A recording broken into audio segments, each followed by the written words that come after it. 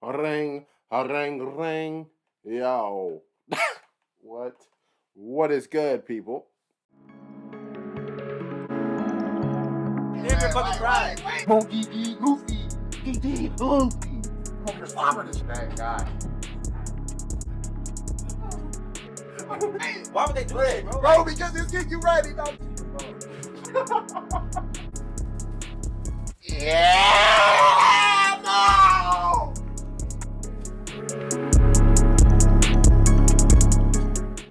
Not through respect. Yeah! I'm not gonna lie. Yeah! Okay. Yeah, that was dope. That was dope. That was a dope first episode of the Book of Boba Fett. Now, oh God. Bro, if we just get more stories of him winning people over through respect, how can you not love that? Because he's not like most people, and neither was Mando. You know, Mando was a little harder at the beginning, but he changed. But obviously, he's already been through his journey, but he's still trying to be the crime lord, right? But not really in that way. He's going to rule, but he's going to look out for the people. He is a man of the people, clearly. He had times where he could have gotten out of all that, stuff like that, but he went out of his way for the youngin', you know, when the youngin' was in danger, won the respect of the whole tribe. Now, that's basically, bro, if he assimilates all these different villages to kind of unite under his banner, and he's like the crime lord of all these, bro, he can start running his own organization for real. Hey. Do it, son. Do it. I'm so behind him, man. What I definitely want to get to, and we know we're going to get to it, how him and his right hand really linked up, dog. Because she is boss. She is owning. She is just really running it, doing the job, son. And I love it. I love it. Because, dude, that's that loyalty right there, bro. Even the pigs. The pigs was showing their worth immediately. Now, I don't like how he was getting handled a little bit, you know, but he did not finish the healing process, okay? So, you know, he was nerfed a little bit. Plus, he was taking on a lot of people. I get it. Okay. It happens. But the fact that he just took that down, no armor, no nothing, Mr. Big Chest, all I need is a chain and my two hands. Yes, sir. And now you offer me a drink. You offer me tribute. Oh, yeah. We don't think we forgot about you, Mr. Mayor, in present time. Who do you think you are, son? The matter of tribute. You want me to pay you. Me to pay you. Oh, he got some learning to do. And we're going to have to go put it down. I'm sorry. The mayor would have caught the wrath, okay? Everyone else can get the respect. The mayor, no, you're disrespecting me. And you know how we gonna address that? With more disrespect, okay? But, Doc, we opened the show, and he's taking, I forget the name of it, but that damn sand monster that Jaba was feeding a bunch of people to. Like, that thing seemed unstoppable. And he beat that. So, I don't know, man. Hey, he does what he needs to win, but there is some type of code there, you know what I'm saying? He's not going to just resort to any means, but hey, if he's in the mode, then he's in the mode. Because you saw him on that one dude. He had to drop and put him down and hit him with a...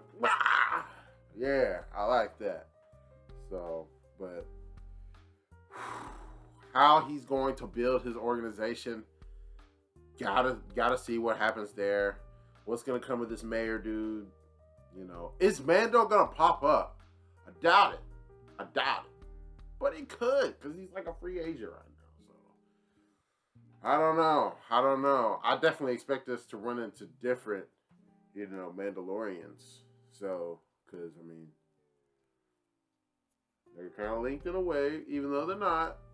Where's his clone Dreams going also? Because, see, I thought he was normal. You know what I'm saying? But he comes from like the first clone. So it's like, yeah, I'm not super deep into the Star Wars stuff, but I'm trying, you know. I'm trying to get into it. I enjoy it. So, but that's going to do it for the first chapter of the Book of Boba Fett.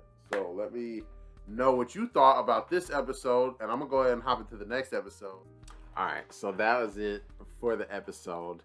This was honestly, this is plugging me in right here. This episode right here, this is what I'm here for. This is how, Disney, you're going to get people even further sucked into the Star Wars universe, right? Because we've touched on a lot of different cultures and a lot of worlds, and we've seen a lot of things in the Star Wars whole universe, right?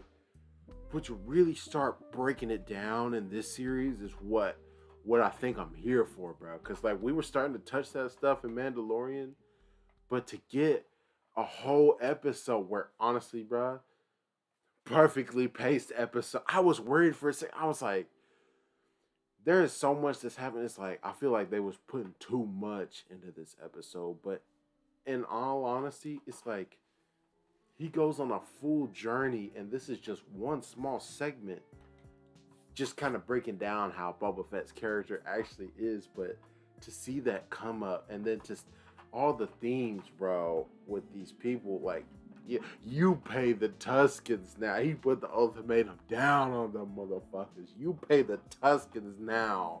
And this is their kindness that they showed to you. Boy, we leave you with your lives. But, no, I'm saying, like, to be in a type of culture where obviously it's very prideful and stuff like that, but you're not the most advanced and stuff like that. And to accept an outsider, and yeah, he had to prove himself to gain their trust and stuff like that, but to go the lengths that they did and actually bring him in to their culture, and he's basically an honorary clan member, like, that's crazy, bro.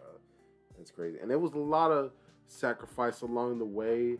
It was hard fought. It was a hard fought battle. Like, we literally led a whole revolution to bring these niggas out of the dirt, because they was basically just getting picked off slowly. And no wonder they were struggling so bad out here in the desert, you know. So hey, like, just more and more, the more we're seeing this guy like this, it's like, how can you not respect him? How can you not respect it? And then honestly, I thought that homegirl was, I thought that's his right hand. I'm not gonna lie, I thought that was his right hand. Maybe I was reading too far into it, maybe I was, but like, she was on job. She was on job. I assume that was a she. I think that's what that was, but that was like the chief leader's wife, I guess. But this is just a dope episode through and through, to really get to dive into the culture of these people, and like, and you see how, like, because the Mandalorians was the same type of way. That sect that he belonged to, like, the whole this is the way thing, like that whole deal right there, like that's gold. That's gold. Dive into that, Disney. Please show me all that. And the Star Wars stuff, it's like, if we're not gonna go back to the stuff way before all the movies that we've dealt with, then just give me the different ecosystems out here existing in the Star Wars universe. You know what I'm saying? That's really gonna draw us in. But, you know, I've rambled long enough. That is the review for Chapter 2 of the Book of Boba Fett. Right now, we're starting off pretty good, man. We're starting off pretty good. We're more focused on the character and building up, like, exactly why he is the way he is. So we're definitely taking a different approach compared to the Mandalorian, where we really, Mandalorian was like an onion, you know what I'm saying? We had to peel it slowly to slowly reveal what kind of character he really was. But we already kind of knew who Boba Fett was, but it's just to see it on full display like this, I can't ask for much more. But what did you think about the episode, the first 2 episodes? Because this is the reviews for episodes 1 and 2 of the Book of Boba Fett. This is just another example of why we got to keep on diving into the Star Wars universe, bro. All right, this episode of the Boba Fett, Chapter 3. No, this was Chapter 3 and 4. just fire, bro. The respect that he garners from his people, and then to see how he came across Fennec, and he just goes out of his way for people, and he knows that, yeah, you may not be feeling him at first, but the way he's coming now, you won't be able to deny him, and you can see what he's talking about, bro. Like, he is such a good dude, and his charisma is so high level that it's like you almost have to root for him. You want to follow him, and that's crazy. That someone who's really kind of a villain, because he's an ex-bounty hunter, but he just decided, nah, fuck this. These niggas is idiots. Why are we gonna risk our lives for these dudes when we could be making the smarter decisions for ourselves? Like, it makes perfect sense that he's coming like this. And bro, shout out to the right hand, the right hand, Fennec, because I'm not gonna lie, I liked her and Mando, the bit that we saw of her or whatever, and that just puts more respect on Mando, but the way that she's not rocking with him like that, but obviously they make their agreement to go ahead and go after what's mutually beneficial for them both, and then when it's time for her to leave, she's just like, well, where are you going next? Oh, I'll just stick along for the ride. But you know, and she knows in her heart, she's with this nigga from now on. And she knows that. She's the right hand. She could see what her role needs to be. She sees that he needs him, because honestly, she was coming up hella clutch early, infiltrating, all that other stuff. Like, there's things that he can't do. And I like that. I like that he relies on his people. You even got to see that in episode 3 when they're chasing after the mayor's assistant or whatever, and he takes off in his car or whatever, and then he's got the modders already because he didn't strong arm them, but he gave him an opportunity, gave him work, and he corrected that warmonger merchant who was charging him a month's worth of wages for a week's worth of water, and then he came to him talking about, as the daimyo, you should take care of these problems. I mean, I never had these issues before, so you should be able to take care of it. He said, they owe $1,300. He's like, $1,300 for what? $1,300. Okay, take $500. Shut the hell up. Yeah, I like that, because that's how you gotta treat these motherfuckers sometimes, okay? And I like the fact that he tries to go as far as he needs to in terms of being polite, to being generous, but at the end of the day, you know, if you're gonna start your own family, your own house, you do rule through respect. But niggas gotta know too, some shit just ain't gonna be acceptable. All right, the twins, I like that they didn't really stick around as a threat, because it's like they're in it for their own interest. They're going back to their home planet, I guess. I don't know much about the Hutts and where they're actually from. Hutta, like, honestly, I'm kind of intrigued. Is that like an actual planet? I would kind of like to know where they're from. What's the dynamic like there? Because clearly they run stuff, and their name is huge. Carries a lot of weight in the universe, clearly. But to see how he clearly knows the path now, ever since he got taken in by the Sand Raiders, and then he went through his whole journey with them. Now it's so interesting that we take this whole it was like the longest episode so far. Episode 2 was when you're getting to actually see his story with the Tusken Raiders. And it's wild because they accept him so much as one of their own and bring him into their culture, and they're teaching him so many things, and he even displays more of that in this episode where he has to bury them because he goes off and he's trying to take care of their problems and stuff like that. But by the time he gets back, they've already been ambushed and raided. Now we find out later on that it's not just the biker gang that's doing this. They're doing this with the help of the Pike Federation and stuff like that. So it just sets us down a whole course of events. And just the fact that Mando put Fennec down should let you know the levels that Mando is at, and then Fennec, and you know, Boba Fett's right in here somewhere. You know what I'm saying? I feel like he goes toe to toe with Mando, but